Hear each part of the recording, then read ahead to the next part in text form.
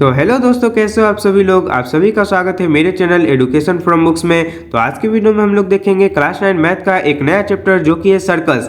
तो ये एक इंट्रोडक्शन वीडियो होने वाला है। तो इस वीडियो में हम लोग देखेंगे कि सर्कल चैप्टर में हम लोगों को क्या क्या पढ़ना है और बहुत अच्छे से हर एक कॉन्सेप्ट को समझने का कोशिश करेंगे।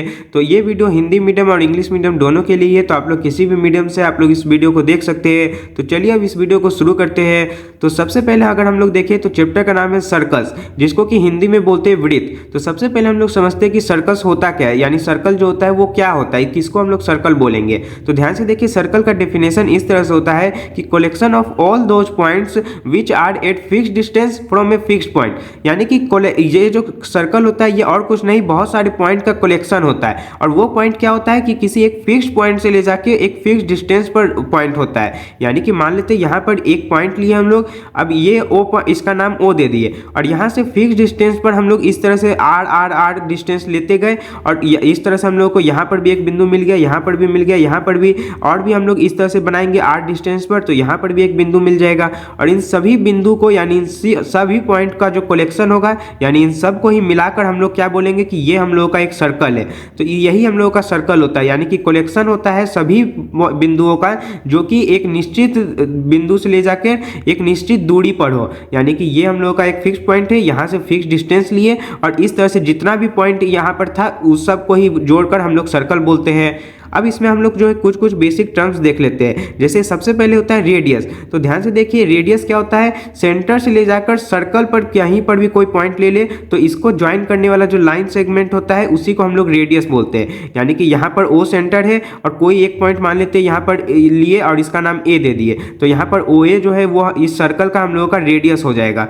और यहाँ पर जो है एक और चीज़ ध्यान देना है कि ये हम लोगों का रेडियस तो पता चल गया, और ये जो बीच का होता है इसको सेंटर बोलते हैं। तो जो सर्कल को लिखने का तरीका होता है वो किस तरह से होता है उसे देखिएगा। यानी सर्कल मान लेते हैं, सर्कल का नाम हम लोग सी दिए और उसके बाद हम लोग क्या करते हैं कि लिखते हैं कि इसका सेंटर क्या है, तो इसका सेंटर ओ है, और कोमा देके इसका रेडियस क्या है आर है, और फिर इसको इस तरह से ब्रैकेट में कर देते हैं। तो ये हम लोगों का ये सर्कल को रिप्रेजेंट करने का तरीका होता है। यानी कि सबसे पहले सी लिखे जो कि इस सर्कल का नाम हम लोग दे दिए, और उसके बाद फिर यहाँ पर इसका सेंटर ओ था तो ओ लिख दिए, और इसका रेडियस आर है तो कोमा देके आर लिख दिए। अब मान लेते हैं हम लोग एक और सर्कल इस तरह का बनाते हैं, और यहाँ पर इसका सेंटर जो है मान लेते हैं इसका नाम पी दे देते हैं, और यहाँ पर यहाँ इस तरह से रेडियस बना देते हैं, और ये रेडियस जो है इसको हम लोग क्यू दे देते हैं। तब हम लोग इस सर्कल को कैसे लिखेंगे, सी, और उसके बाद फिर इसका सेंटर कौन सा है, पी है, तो इस तरह से पी लिखा जाएगा और कोमा देके और क्यू लिखा जाएगा क्योंकि क्यू इसका रेडियस है। तो इस तरीके से हम लोग सर्कल को रिप्रेजेंट करते हैं। और फिर उसके बाद अब रेडियस आ गया। अब उसके बाद देखिए अगला बेसिक टर्म आता है कोड।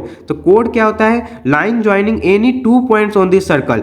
यानी कि कोई भी दो पॉइंट हम लोग सर्कल पर लेते हैं, मान लेते हैं यहाँ पर लिए और यहाँ पर, और इन दोनों को इस तरह से ज्वाइन कर दिए, तो ये जो लाइन सेगमेंट है इसी को हम लोग कोड बोलते हैं। और इसको हिंदी में हम लोग क्या बोलते हैं, इसको जीवा बोलते हैं। तो ये जीवा कहलाता है। यानी कोई भी दो को बिंदु जो कि सर्कल पर है उन दोनों को ज्वाइन करने पर हम लोगों को क्या मिल जाता है, कोड, यानी कि जीवा। और रेडियस का भी हिंदी में बताना भूल गया था, तो रेडियस को हिंदी में क्या बोलते हैं, त्रिज्या। अब हम लोग अगला जो बेसिक टर्म है वो आता है डायमीटर। डायमीटर ध्यान से देखिए क्या होता है, code passing through this centre of the circle. यानी जो डायमीटर है वो भी एक कोड ही है। यानी कि हम लोग ध्यान से देखिए, इस कोई भी सर्कल पे जितना चाहे उतना कोड बना सकते हैं। एक यहाँ भी कोड बना सकते हैं और एक यहाँ भी, इस तरह से जितना चाहे कोड बना सकते हैं। यानी कोई भी बस दो पॉइंट लेना है, उन दोनों को मिला देना है। लेकिन डायमीटर क्या होता है कि एक ऐसा कोड जो कि सेंटर से होके जाता है। यानी कि ये हम लोग का सेंटर है, तो इससे होके जाने वाला जो कोड होता है इसी को हम लोग डायमीटर बोलते हैं। यानी ध्यान से देखिए, ये भी एक कोड ही हुआ क्योंकि ये सर्कल पर यहाँ पर और यहाँ पर दो पॉइंट पर इस तरह से मिल रहा है, तो इसलिए ये भी एक कोड है। और यहाँ पर मान लेते हैं इसका नाम ए दे दिए, इसका बी, तो ए बी जो है वो कोड भी है, और लेकिन ए बी को हम लोग डायमीटर भी बोलेंगे क्योंकि ए बी जो है वो सेंटर से होके जा रहा है। अब उसी तरह से हम लोग चाहे तो यहाँ पर इस तरह से एक और लाइन भी बना सकते हैं जो कि सेंटर से जा रहा है, और इसका नाम मान लेते हैं पी और इसका नाम क्यू दे देते हैं। तो ये जो पी क्यू है ये हम लोग का डायमीटर हो जाएगा। यानी कि डायमीटर को हिंदी में हम लोग व्यास बोलते हैं, तो ये हम लोग का पी क्यू एक व्यास हो जाएगा। तो ये हम लोग का डायमीटर होता है। यानी कि डायमीटर एक कोड है जो कि सेंटर से होके जाता है। और ध्यान से देखिए, डायमीटर में एक और बात आप लोगों को याद रखना है कि डायमीटर जो होता है वो रेडियस का हमेशा दुगना होता है। क्योंकि ध्यान से देखिए, यहाँ से ले जाके यहाँ तक ये भी रेडियस होगा, और यहाँ से ले जाके यहाँ तक ये भी रेडियस होगा, क्योंकि सेंटर से ले जाके सर्कल तक एक लाइन सेगमेंट है। तो इसलिए ये r प्लस r हो जाएगा, यानी कि ये 2r होता है। तो इसलिए आप लोग को याद रखना है कि जो डायमीटर होता है वो रेडियस का दुगना होता है, यानी डायमीटर बराबर 2r हो गया। और डायमीटर में एक और बात आप लोगों को याद रखना है कि ये जो होता है ये हम लोग का लॉन्गेस्ट कोड होता है, यानी कि यहाँ पर एक सर्कल पर हम लोग जितना चाहे उतना कोड बना सकते हैं। उसमें से सबसे बड़ा कोड हम लोग का डायमीटर ही होता है, क्योंकि यही एक ऐसा कोड है जो कि इसमें सबसे बड़ा है। बाकी अगर कोई भी और कोड बनाएंगे तो वो हमेशा इससे छोटा होता है। अब हम लोग समझते हैं कि आर्क, जिसको कि हिंदी में चाप बोलते हैं, तो ये क्या होता है। तो a piece of circle between two points, मान लेते हैं ये एक सर्कल है, यहाँ पर एक पॉइंट लिए ए और यहाँ पर बी, तो इस तरह से ये एक हम लोग का चाप हो जाएगा, यानी कि आर्क हो जाएगा, और ये वाला एक आर्क हो जाएगा। अब इस आर्क को हम लोग जो है लिखते कैसे है, तो इसको हम लोग इस तरह से लिखते हैं कि ए बी है और उसके ऊपर इस तरह से उल्टा चांद बना देते हैं, तो ये हम लोग का आर्क हो जाता है, यानी कि ये आर्क ए बी है। अब ध्यान से देखिए, जब भी हम लोग इस तरह से लिखते हैं कि आर्क ए बी, तो इसमें हम लोग का दोनों ही आ सकता है, क्योंकि ये भी ए बी आर्क है और ये भी ए बी आर्क है। तो इस कंफ्यूजन को दूर करने के लिए हम लोग क्या करते हैं कि बीच में कोई और भी नंबर, एक और भी कोई लेटर लिख देते हैं, यानी मान लेते हैं यहाँ पर x लिख देते हैं और यहाँ पर हम लोग y लिख देते हैं। तो यहाँ पर अगर हम लोग को इस वाला आर्क को बताना होगा तो हम लोग a x b करके लिखेंगे और उसके ऊपर इस तरह से उल्टा चांद दे देंगे, तो ये वाला हम लोग का हो जाएगा। और अगर हम लोग को ये वाला आर्क को दिखाना होगा तो हम लोग क्या लिखेंगे, a y b, और उसके ऊपर इस तरह से निशान दे देंगे, साइन दे देंगे ये वाला। तो इस तरह से हम लोग इसको रिप्रेजेंट करते हैं आर्क को। अब ध्यान से देखिए, जब भी हम लोग इस तरह से आर्क बनाते हैं तो उससे क्या होता है कि सर्कल जो होता है वो दो हिस्सा में बढ़ जाता है। तो जो बड़ा वाला हिस्सा होता है उसको हम लोग मेजर आर्क बोलते हैं, और जो छोटा वाला होता है वो हम लोग का माइनर आर्क कहलाता है। और इसको पता करने का एक तरीका ये होता है कि हम लोग क्या करते हैं कि कोई भी एक डायमीटर बनाते हैं, उस डायमीटर से अगर ये छोटा है आर्क तो वो हम लोग का माइनर आर्क होता है, और उससे अगर हम लोग का बड़ा है तब हम लोग कहते हैं कि वो मेजर आर्क है। अब अगर ऐसा हो कि हम लोग यही दो पॉइंट ही ले ले, यानी मान लेते हैं हम लोग जो ए और बी पॉइंट लेते हैं वो ये डायमीटर था, तो यहीं पर ये ए और बी पॉइंट ले लिए, तो इससे भी ये दो आर्क बन गया, एक यहाँ पर आर्क बना है और एक यहाँ पर आर्क, लेकिन ये दोनों ही आर्क जो होगा ये बराबर हो जाएगा, तो इसको हम लोग इक्वल आर्क बोलते हैं। यानी कि ये यहाँ पर अगर हम लोग y लिख दें और यहाँ पर x, तो ए एक्स बी वाला जो आर्क है वो हम लोग का ए वाई बी वाला आर्क के बराबर हो जाएगा, यानी कि ये दो बराबर हिस्सों में ये सर्कल बट गया है। और ये जो हम लोग का आर्क होता है जो कि दो बराबर हिस्सों में बांटता है, तो इसको हम लोग सेमी सर्कल भी बोलते हैं या फिर सेमी सर्कुलर आर्क बोलते हैं। यानी कि ये हम लोग का एक ऐसा आर्क है जो कि इसको दो बराबर हिस्सों में बांट दिया, यानी आधा आधा कर दिया, इसलिए सेमी सर्कुलर आर्क हो गया। तो अब अगला हम लोग देखते हैं कि सेगमेंट, यानी कि जिसको कि हिंदी में हम लोग वृत्तखंड बोलते हैं, तो ये क्या होता है। तो when a circle is divided by a कोड वी गेट सेगमेंट्स, यानी कि कोई भी एक कोड जब हम लोग बनाते हैं तो उससे हम लोग देखें कि क्या हुआ कि दो हिस्सा में सर्कल बढ़ जाता है। तो यहाँ पर हम लोग ये भी देखे थे कि इस सर्कल जो है दो हिस्सा में इस तरह से भी बढ़ता था कि हम लोग को दो आर्क भी मिल जाता था, लेकिन एक होता है कि इसका जो अंदर का एरिया है वो भी दो हिस्सा में बढ़ जाता है। तो ये जो हम लोग का एरिया होगा नीचे वाला, तो इसको हम लोग बोलते हैं माइनर सेगमेंट, यानी कि यही हम लोग का दो सेगमेंट है, एक ये वाला सेगमेंट है और एक ये वाला सेगमेंट है। तो यहाँ पर जो छोटा वाला सेगमेंट होगा उसको माइनर सेगमेंट बोल देंगे, और जो बड़ा वाला सेगमेंट होगा वो हम लोग का मेजर सेगमेंट होगा। तो इसमें बस आप लोग को ये अच्छा से याद रखना है कि सेगमेंट जो होता है वो क्या होता है, कोड के द्वारा बनता है। यानी कि कोई भी हम लोग जब कोड बनाते हैं तो उससे सर्कल जो होता है वो दो हिस्सों में बढ़ जाता है, और वही हम लोग का सेगमेंट कहलाता है। अब ये जो है सेगमेंट भी हम लोग ध्यान से देखें, तो अगर हम लोग ऐसा कोड बना दे जो कि बीच में है, यानी कि अगर हम लोग डायमीटर बना दे तो उससे हम लोग का दो बराबर हिस्सों में बढ़ जाएगा, तो इसलिए इसको हम लोग इक्वल सेगमेंट बोलते हैं। तो इसको हम लोग सेमी सर्कुलर रीजन भी बोलते हैं, यानी कि इस तरह से जब भी हम लोग कोई डायमीटर है तो वो सर्कल को क्या करता है, दो बराबर हिस्सों में बांट देता है, जिसको हम लोग सेमी सर्कुलर रीजन बोल देते हैं, क्योंकि ये दोनों आधा आधा सर्कल है। तो अब हम लोग अगला देखते हैं सेक्टर, जिसको कि हिंदी में त्रिज्यखंड बोलते हैं। तो ये क्या होता है, area between arc and the radius passing through and points of arc. यानी कि इसमें क्या होता है कि मान लेते ये एक सर्कल है, इसमें हम लोग कोई भी एक आर्क बनाए, तो मान लेते ये हम लोग का एक ए बी आर्क है, तो यहाँ से इसका एक एंड पॉइंट ए है और इसका एक एंड पॉइंट बी है। अब हम लोग क्या किए कि इसको इस तरह से मिला दिए सेंटर से, तो हम लोग को दो रेडियस मिल गया, यानी कि हम लोग का एक आर्क है और दो रेडियस है, इसके बीच का जो एरिया होता है इसी को हम लोग सेक्टर बोलते हैं। अब या इसमें उल्टा भी हम लोग देख सकते हैं कि ये दो गो रेडियस है और ये भी एक आर्क है, तो इसके बीच का जो एरिया होगा ये भी हम लोग का क्या होगा, सेक्टर कहलाएगा। तो बस अंतर ये हो जाएगा कि ये जो बड़ा वाला क्षेत्र होगा यानी एरिया होगा उसको हम लोग मेजर सेक्टर बोल देते हैं, और जो छोटा वाला रहता है उसको माइनर सेक्टर बोल देते हैं।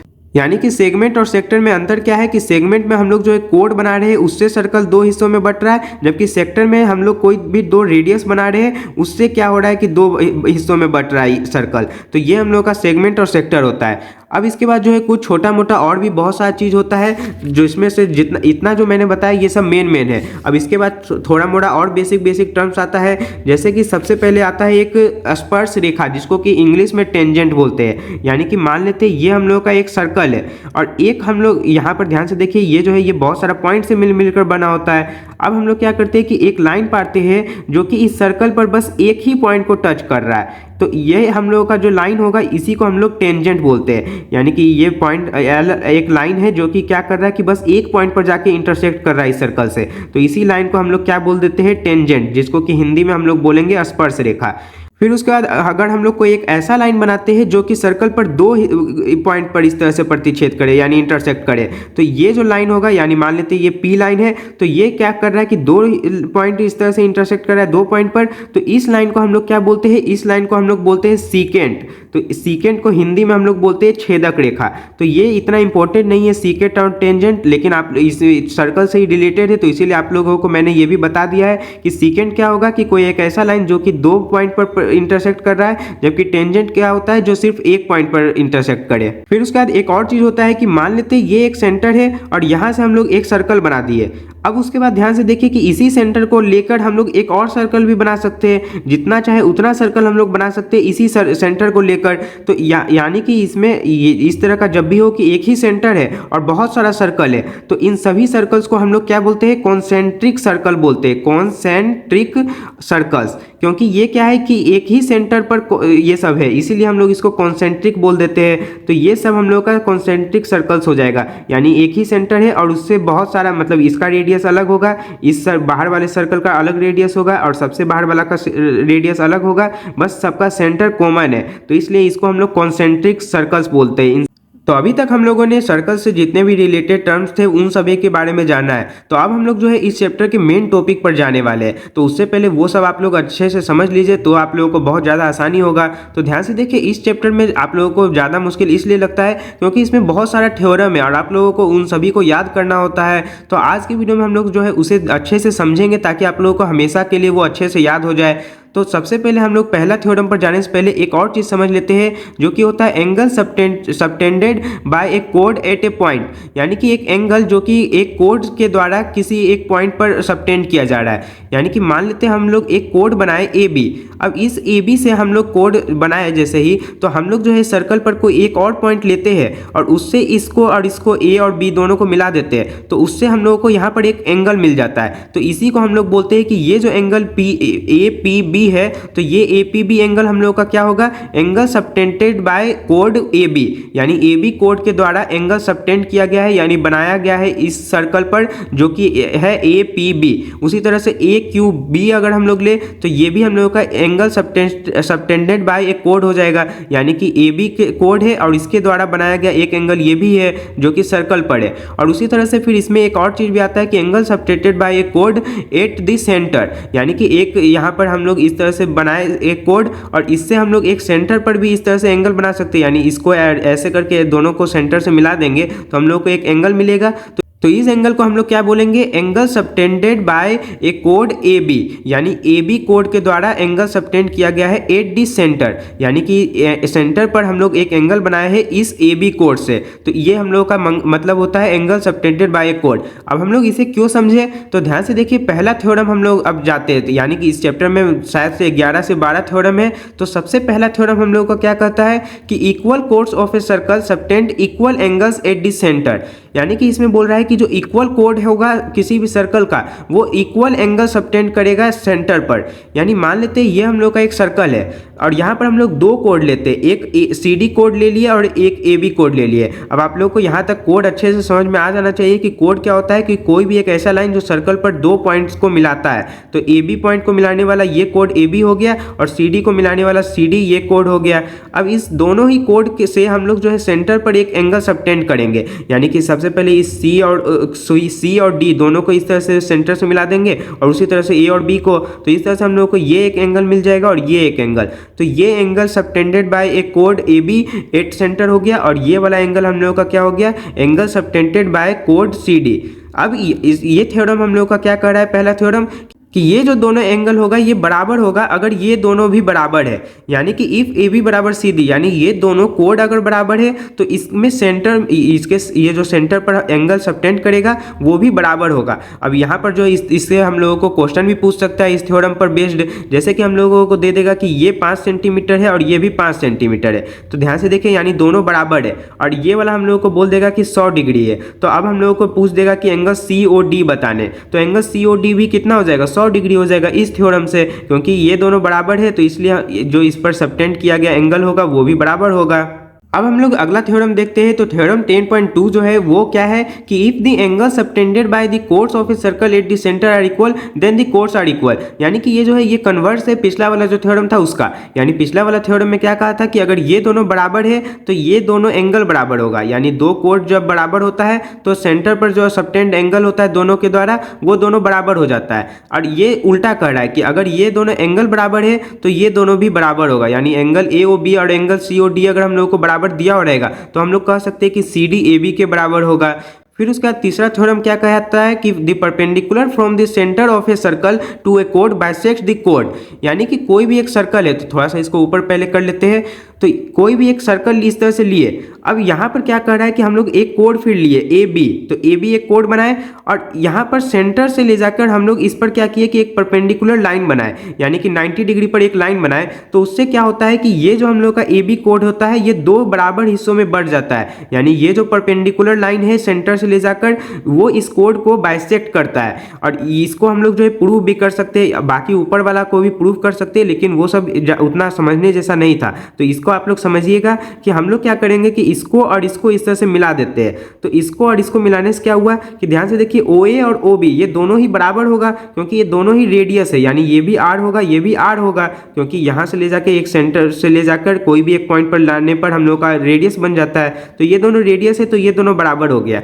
फिर उसके बाद यहाँ पर 90 डिग्री है तो इधर साइड में 90 डिग्री होगा। और उसके बाद फिर हम लोगों को ये भी दिख रहा है कि ये दोनों ट्रायंगल में कॉमन है, यानी यहाँ पर एक ट्रायंगल है और ये एक ट्रायंगल है, इन दोनों में हम लोग को क्या क्या मिला कि ये इसके बराबर है, ये दोनों में कॉमन है, और यहाँ पर 90 डिग्री है यहाँ पर भी 90 डिग्री है। तो यानी कि RHS रूल, यानी कि राइट एंगल है और फिर एक हाइपोटेन्यूज दोनों का बराबर है और साइड भी एक कॉमन है यानी बराबर है। तो इसलिए RHS रूल से हम लोग कह सकते हैं कि ये दोनों ही कॉन्ग्रुएंट होगा, और कॉन्ग्रुएंट होने के बाद हम लोग फिर कह सकते हैं कि AM जो होगा वो BM के बराबर होगा। तो इस तरह से हम लोग इसको प्रूव भी करते हैं। लेकिन इसमें आप प्रूव करने से ज़्यादा आप लोगों को बस याद क्या रखना है कि कोई भी हम लोग का कोड है और सेंटर से अगर हम लोग उस पर परपेंडिकुलर लाइन गिराते हैं तो वो इसको दो बराबर हिस्सों में बांट देता है। और इस पर जो है बहुत सारा क्वेश्चन भी हम लोगों को दे सकता है, जैसे कि हम लोगों को बोल देगा कि AB जो है वो हम लोगों का पूरा 10 सेंटीमीटर है, और उसके बाद बोल देगा कि हम लोग क्या किए कि सेंटर पर से एक परपेंडिकुलर लाइन गिराए, तो अब हम लोगों को बताना है कि AM कितना होगा। तो AM हम लोग कैसे निकालेंगे, इसका आधा कर देंगे, यानी ये AM हम लोग का 5 होगा और उसी तरह से BM भी 5 होगा। तो इस पे बेस्ड बहुत अजीब अजीब सा भी क्वेश्चन आता है, जिससे हम लोग इसके आगे जब एक्सरसाइज में करवाऊंगा तो उसमें भी आप लोग को अच्छे से बताऊंगा। अभी आप लोग बस थ्योरम अच्छे से याद रखिएगा, ये इसमें जितना भी थ्योरम है उसे समझिएगा भी अच्छे से और अच्छे से याद भी रखिएगा। फिर उसके बाद अगला थ्योरम है, यानी चौथा थ्योरम है कि the line drawn through the centre of a circle to bisect A code is perpendicular to the code, यानी कि ये जो है ये जो 3 वाला था इसका ठीक उल्टा है। यानी 3 में हम लोग क्या देखें कि कोई भी एक कोड है और उस पर हम लोग जब इस तरह से परपेंडिकुलर लाइन गिराए सेंटर से ले जाकर, तब वो दो बराबर हिस्सों में बांट दिया उस कोड को। लेकिन इसमें क्या कर रहा है कि ये थ्योरम में कि अगर हम लोग कोई एक कोड है और यहाँ से अगर हम लोग कोई एक ऐसा लाइन गिराए इस सेंटर से, अभी बताया नहीं कि ये परपेंडिकुलर लाइन है या नहीं, बस बोल रहा है कि कोई भी एक लाइन ऐसा गिराए जिससे ये दो बराबर हिस्सों में बट गया, तब हम लोग कहेंगे कि वो जो लाइन होगा वो भी परपेंडिकुलर होगा। यानी कि हम लोग इस तरह से एक सर्कल लिए थे, एक कोड बनाए और यहाँ पर एक सेंटर लिए, अब इस सेंटर से हम लोग एक लाइन इस तरह से गिरा दिए। तो अभी हम लोगों को ये नहीं पता कि ये परपेंडिकुलर है, लेकिन हम लोगों को ये पता है कि ये और ये बराबर हो गया। तो अगर ये दोनों बराबर है तो हम लोग कह सकते हैं कि ये जो लाइन होगा ये इस पर परपेंडिकुलर होगा, यानी यहाँ भी 90 डिग्री बन रहा होगा और यहाँ पर भी 90 डिग्री। तो इसे भी हम लोग जो है इसी कॉन्ग्रुएंसी रूल का इस्तेमाल करके इसको प्रूव भी कर सकते हैं। यानी कि यहाँ पर अगर हम लोग इन दोनों को इस तरह से जोड़ दे तो ध्यान से देखिए हम लोग को ये पता है कि ये बराबर है और ये भी बराबर होगा क्योंकि दोनों रेडियस होगा और यहाँ पर ये तीसरा साइड दोनों में कॉमन है, यानी side side side S rule से हम लोग कह सकते हैं कि ये दोनों कॉन्ग्रुएंट होगा और कॉन्ग्रुएंट होने के बाद हम लोग फिर कह सकते हैं कि ये एंगल इस एंगल के बराबर होगा और ये दोनों एंगल जो है ये लीनियर पेयर बना रहा है, तो इसलिए अगर ये दोनों ही एंगल बराबर है तो ये दोनों 90 डिग्री होगा क्योंकि लीनियर पेयर का सम कितना होता है 180 डिग्री। तो इस तरह से इसको प्रूव कर सकते हैं, लेकिन अभी भी मैं बता रहा हूँ कि प्रूव करने से ज़्यादा आप लोग जो है इसको समझने और याद रखने पर ध्यान दीजिएगा कि आखिर ये थ्योरम कह क्या रहा है। यानी कि कभी भी अगर ऐसा कोई क्वेश्चन दे दे जिसमें हम लोग को बोल दे कि एक सर्कल है, एक कोड है और सेंटर से एक लाइन गिराया है और ये दोनों बराबर हो गया है, तो हम लोग डायरेक्ट कह सकते हैं कि ये और ये दोनों 90 डिग्री होगा, यानी ये जो लाइन होगा ये परपेंडिकुलर होगा। अगला थ्योरम नंबर 10.5 देखते हैं। तो इसमें बोल रहा है कि there is one and only one circle passing through 3 given non collinear points, यानी कि इसमें बोल रहा है कि कोई भी 3 नॉन कोलिनियर पॉइंट है।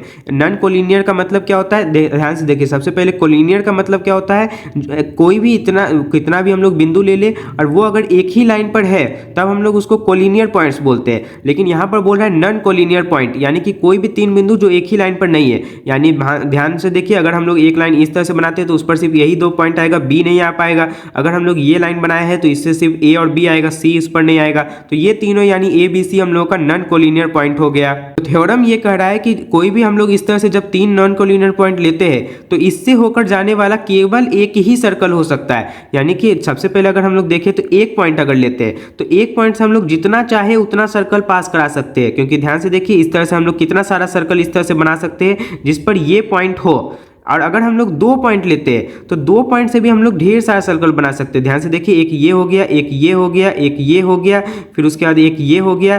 तो यानी कि ये दोनों को इंटरसेक्ट कर रहा है, यानी कोई भी 2 पॉइंट लेने पर हम लोग इन्फिनिट रूप से इस तरह से बना सकते हैं सर्कल।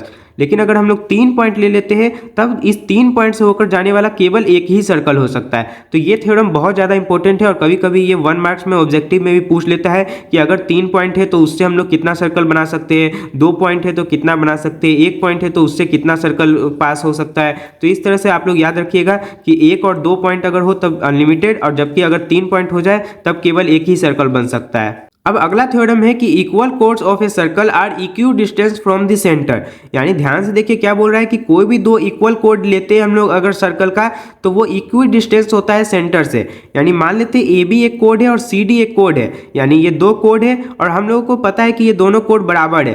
तो हम लोग फिर क्या कह सकते हैं कि ये जो होगा ये सेंटर से बराबर दूरी पर होगा। यानी सेंटर से अगर हम लोगों को कोई भी चीज़ का दो का डिस्टेंस अगर हम लोगों को देखना होता है तो उसके लिए हम लोग क्या करते हैं कि वहाँ से एक परपेंडिकुलर लाइन बनाते हैं। तो यानी ये यहाँ पर इस तरह से परपेंडिकुलर लाइन बनाएंगे और यहाँ पर इस तरह से, तो ये जो दोनों परपेंडिकुलर लाइन होगा ये भी बराबर होगा, यानी OL जो होगा वो OM के बराबर होगा। यानी कि सीधा सा मतलब ये हुआ कि कोई भी इक्वल कोर्स अगर है सर्कल का तो उससे जो हम लोगों का सेंटर से जो दूरी होगा उनका वो भी बराबर होगा। यानी कि यहाँ AB जो होगा वो जितना दूरी पर है उतना ही दूरी पर हम लोगों का CD कोड भी होगा।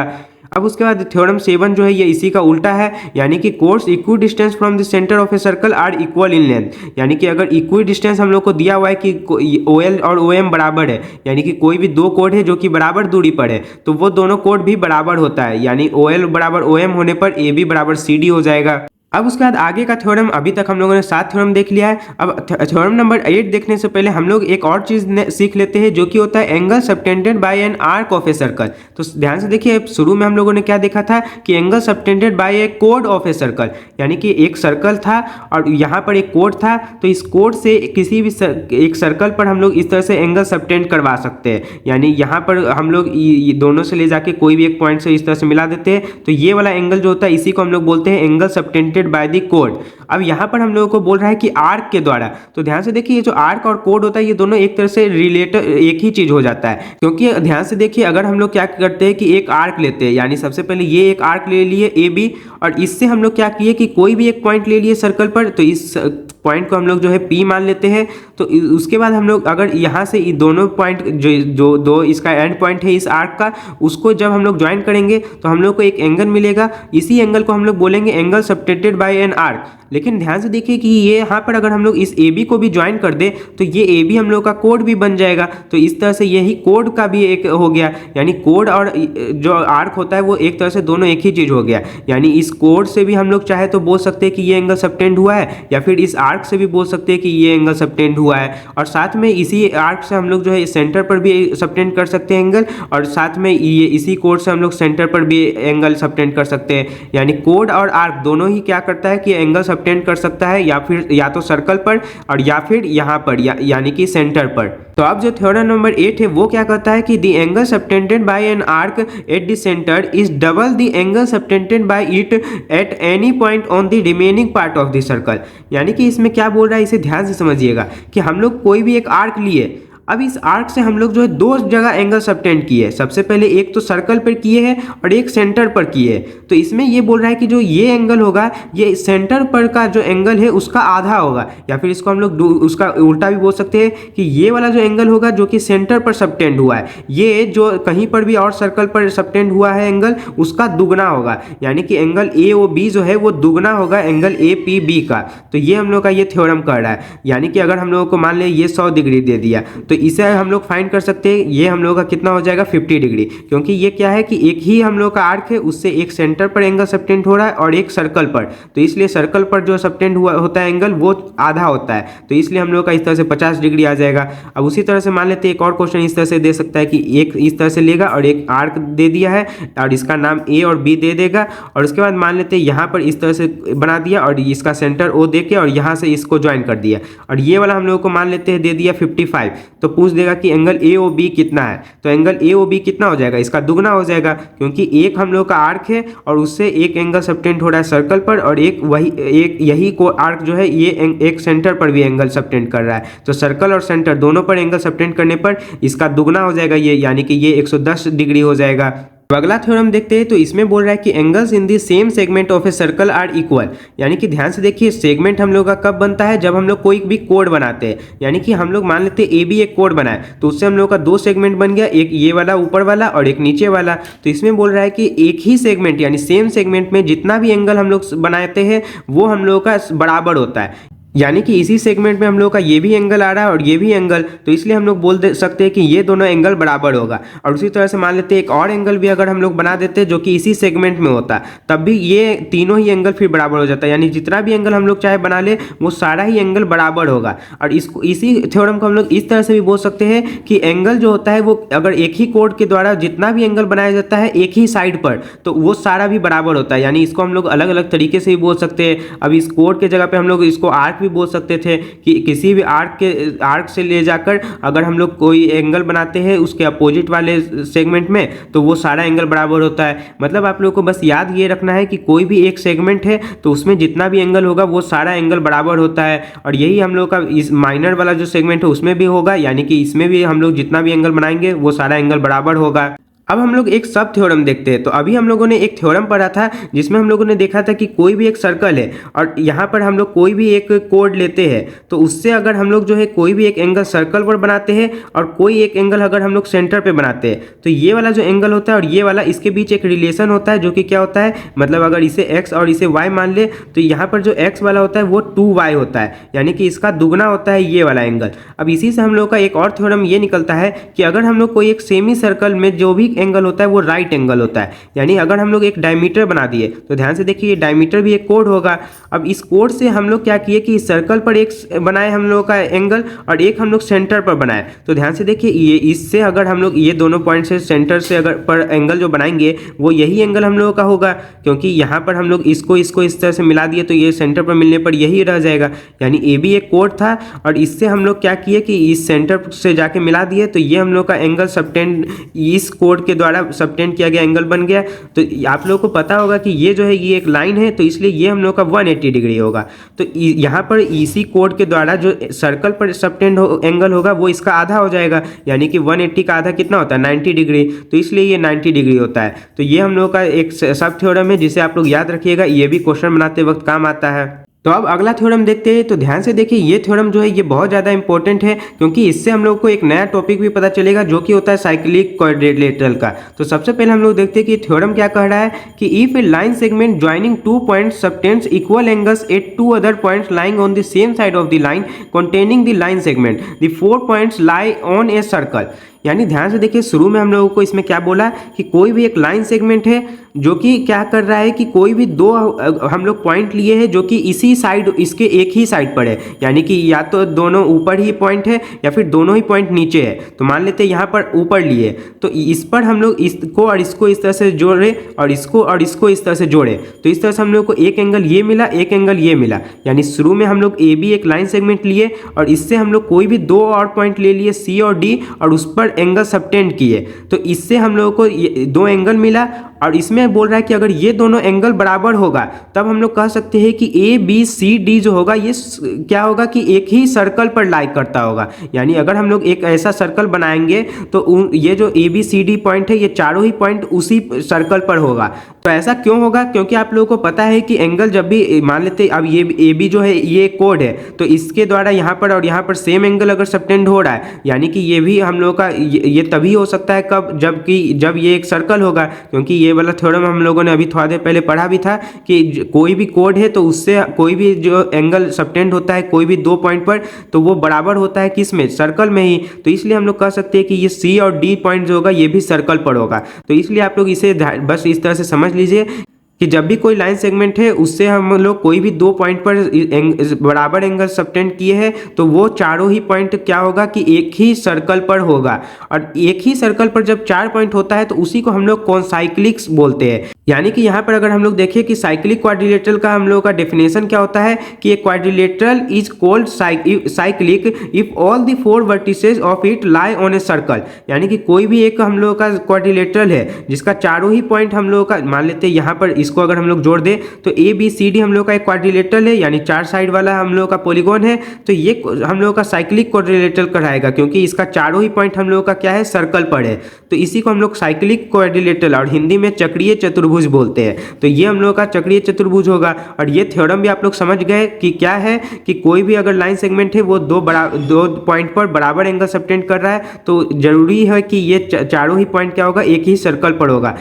तो अब हम लोग जो है साइक्लिक क्वाड्रिलेटरल पर बेस्ड दो और थ्योरम देखेंगे और उसके बाद ये चैप्टर कंप्लीट हो जाएगा। तो सबसे पहला थ्योरम है कि the sum of either pair of opposite angles of a cyclic quadrilateral is 180 degree. यानी कि कोई भी एक साइक्लिक क्वाड्रिलेटरल है तो साइक्लिक क्वाड्रिलेटरल क्या होता है? जो इसका चारों पॉइंट जो होता है वो क्या होता है? सर्कल पर ही लाई करता है। यानी कि यहाँ पर ए बी सी डी इस तरह से चारों हम लोगों का सर्कल पर है तो ये साइक्लिक क्वाड्रिलेटरल कहलाएगा ए बी सी डी। और इसमें हम लोगों का थ्योरम क्या कह रहा है कि कोई भी sum of either pair of opposite angles, यानी कि यहाँ पर पेयर ऑफ अपोजिट एंगल्स अगर हम लोग लेते हैं, यानी ए और सी जो है ये एक पेयर हो गया अपोजिट एंगल्स का और बी और डी हो गया, तो ए और सी को जोड़ने पर हम लोग का 180 डिग्री आएगा और डी और बी को जोड़ने पर भी 180 डिग्री आएगा। यानी angle A plus angle C 180 degree और angle B plus angle D भी 180 डिग्री होगा। तो यही हम लोग का ये थ्योरम कहता है। यानी कि अगर हम लोगों को बोल दे कि A B C D cyclic quadrilateral है और ये वाला हम लोग को 60 डिग्री दे दे तो हम लोग एंगल सी भी फाइंड कर सकते हैं क्योंकि ये हम लोग का 120 डिग्री हो जाएगा। क्योंकि इन दोनों का सम 180 डिग्री हो रहा है तो इसलिए अगर ये 60 है तो ये 120 होगा। उसी तरह से यहाँ पर अगर हम लोगों को दे दे कि ये 70 है तो ये हम लोग का कितना होगा? 110 डिग्री हो जाएगा क्योंकि ये दोनों का भी सम हम लोगों का कितना होगा? 180 डिग्री होगा। तो इसको हम लोग जो है प्रूव भी कर सकते हैं, लेकिन प्रूव उतना इंपॉर्टेंट नहीं है तो इसलिए मैं इस वीडियो में उसे नहीं बता रहा हूँ। फिर उसके बाद हम लोग जो है आखिरी थ्योरम देखते हैं। तो ये जो है ये इसी का ठीक उल्टा है। यानी इसमें हम लोग देखें कि कोई साइक्लिक क्वाड्रिलेटरल है तो उसमें अपोजिट एंगल का जो सम होगा वो 180 डिग्री होगा। और इसमें अगर हम लोगों को बोल रहा है कि कोई भी एक क्वाड्रिलेटरल है, यानी मान लेते हैं एक क्वाड्रिलेटरल इस तरह से हम लोग को दे दिया है और इसमें बोल रहा है कि इसका और इसका सम, यानी ये हम लोग को मान लेते हैं 60 डिग्री दे दिया, ये 120 डिग्री और ये हम लोग को 70 डिग्री और ये 110 डिग्री दे दिया है। तो क्या ये साइक्लिक क्वाड्रिलेटरल है या नहीं? तो ये साइक्लिक क्वाड्रिलेटरल होगा। क्यों? क्योंकि इसको जोड़ने अपोजिट एंगल्स को जोड़ने पर 180 डिग्री आ रहा है और ये अपोजिट एंगल को जोड़ने पर भी 180 डिग्री आ रहा है। तो इसलिए हम लोग कह सकते हैं कि ये हम लोग का साइक्लिक क्वाड्रिलेटरल हो गया। यानी थ्योरम क्या हो गया कि if the sum of a pair of opposite angles of a quadrilateral is 180 degree the quadrilateral is cyclic. यानी कि अगर सम हम लोग का 180 डिग्री है तो ये क्वाड्रिलेटरल भी अब क्या होगा? साइक्लिक होगा। यानी अगर हम लोग एक सर्कल इस तरह से बनाएंगे तो उस सर्कल पर चारों पॉइंट हम लोगों का ये आ जाएगा इसी सर्कल पर। तो इसी के साथ ये इंट्रोडक्शन वीडियो यहीं पे कंप्लीट होता है। तो मुझे पता है कि ये बहुत ज़्यादा लंबा वीडियो बन चुका है, पर ये वीडियो बस मैंने समझाने के कारण ये बहुत ज़्यादा लंबा हो गया है, वरना इस चैप्टर में है बहुत कम ही टॉपिक। बस आप लोगों को उनको अच्छे से समझना है और याद रखना है, तब ये चैप्टर बहुत इजी हो जाएगा। यानी कि अगर हम लोग एक बार समअप करें तो हम लोगों ने क्या क्या देखा कि सबसे पहले कोई भी एक सर्कल है और तो उस पर अगर हम लोग कोई भी एक कोड बनाते हैं तो उससे अगर हम लोग एक एंगल यहाँ बनाए एक एंगल यहाँ बनाए, यानी दोनों ही सर्कल पड़े तो ये दोनों एंगल बराबर होगा। फिर उसके बाद हम लोगों ने देखा कि एक हम लोग सर्कल बनाए, उस पर कोड लिए और एक हम लोग सबटेंड किए एंगल सेंटर पे और एक एंगल सबटेंड किए हम लोग सर्कल पर।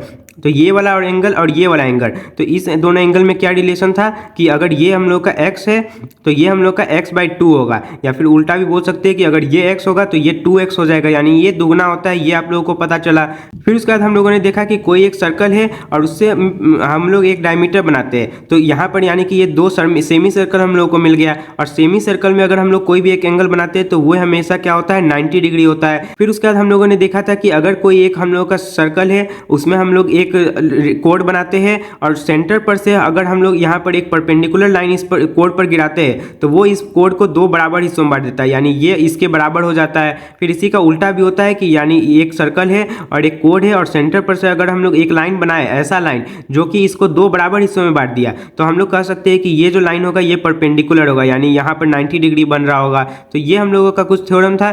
फिर उसके बाद हम लोगों ने साइक्लिक क्वाड्रिलेटरल के बारे में जाना, यानी कि कोई एक ऐसा क्वाड्रिलेटरल जिसका चारों ही पॉइंट क्या हो सर्कल पर हो, यानी इस तरह से हम लोग का एक साइक्लिक क्वाड्रिलेटरल बन जाता है। और इसमें हम लोगों ने दो थ्योरम देखा कि सबसे पहला कि इसका जो अपोजिट वाला साइड होता है वो हमेशा उसका जो सम होगा वो 180 डिग्री होगा।